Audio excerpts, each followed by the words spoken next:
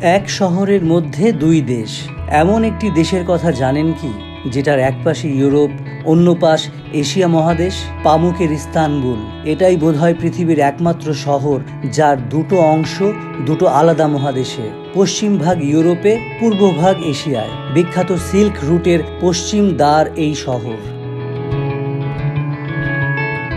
পুরো মধ্যযুগ জুড়ে প্রাচ্য রোমান সাম্রাজ্য এবং খ্রিস্ট ধর্মের একটি শাখা ইস্টার্ন অর্থোডক্স চার্চ এর পীঠস্থান কনস্তান্তিনোপল 1453 সালে রোমানদের হাত থেকে চলে যায় মুসলমান তুর্কি অটোমান সম্রাটদের হাতে। তারপর এর নাম হয় ইস্তানবুল। ইস্তানবুল এমন একটি শহর যার মধ্যে রয়েছে দুটো দেশ। একই শহরের একটা অংশ ইউরোপ, অন্য দিকটা এশিয়া। এই শহর মিলনের শহর, সহাবস্থানের শহর। ইউরোপের সঙ্গে এশিয়ার, খ্রিস্ট ধর্মের সঙ্গে ইসলামের, পাশ্চাত্য ও প্রাচ্যের, ইউরোপীয় ক্লাসিক্যাল ও ইসলামিক স্থাপত্যের। এর একদিকে সুবিশাল ব্লু মস্ক কিংবা নিউ মস্ক যা ইস্তানবুলকে এক দর্শনীয় চিনিয়ে দেয়। অন্যদিকে পৃথিবীর অন্যতম বৃহৎ চার্চ আয়া সোফিয়া, যা পরবর্তীকালে মসজিদে পরিণত হলেও মুসলমান শাসকেরা তার খ্রিস্টীয় স্থাপত্যে কোনো আঘাত কিংবা পরিবর্তন করেননি। মধ্যযুগে তৈরি গ্র্যান্ড বাজারে আজ ভার্সাচি, আরমেজ, লুই ভিতনদের ছড়াছড়ি। ইতিহাস ঐতিহ্যে সমৃদ্ধ পৃথিবীর বুকে অনন্য শহর এই ইস্তানবুল। কত নামই না একে ডাকা যায়।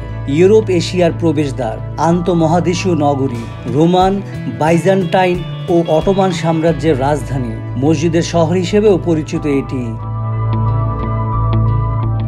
প্রায় 7000 বছরের শহর ইস্তানবুল। এখানে রয়েছে মনোরম নীল জলরাশির সমুদ্র সৈকত, প্রণালী, জাদুঘর, রাজপ্রাসাদ ও মসজিদ সহ অসংখ্য দর্শনীয় স্থান, যা স্থাপত্যের নিদর্শন হয়ে আজও দাঁড়িয়ে রয়েছে। তাই তো প্রতি বছর লাখো পর্যটক এখানে ছুটে আসেন। ইস্তানবুলের গ্র্যান্ড বাজার ইউরোপের সবচেয়ে বড় বাজার এটি। এখানে এমন কোনো জিনিস বা পণ্য নাই যা পাওয়া যায় না। এছাড়া ইস্তানবুলে রয়েছে দারুণ সব রেস্তোরাঁ, যেখানে সব ধরনের খাবার পাওয়া যায়, যেগুলো গুণে মানে অনন্য, অথচ দামে সস্তা। সময় করে ঘুরে আসতে পারেন প্রিয়জনকে নিয়ে। এখানকার ঐতিহ্যবাহী স্থাপত্য যেমন আপনাকে মুগ্ধ করবে, তেমনি এখানকার মানুষের আতিথেয়তা ও সংস্কৃতিও মন ভোলাবে নিমিষেই।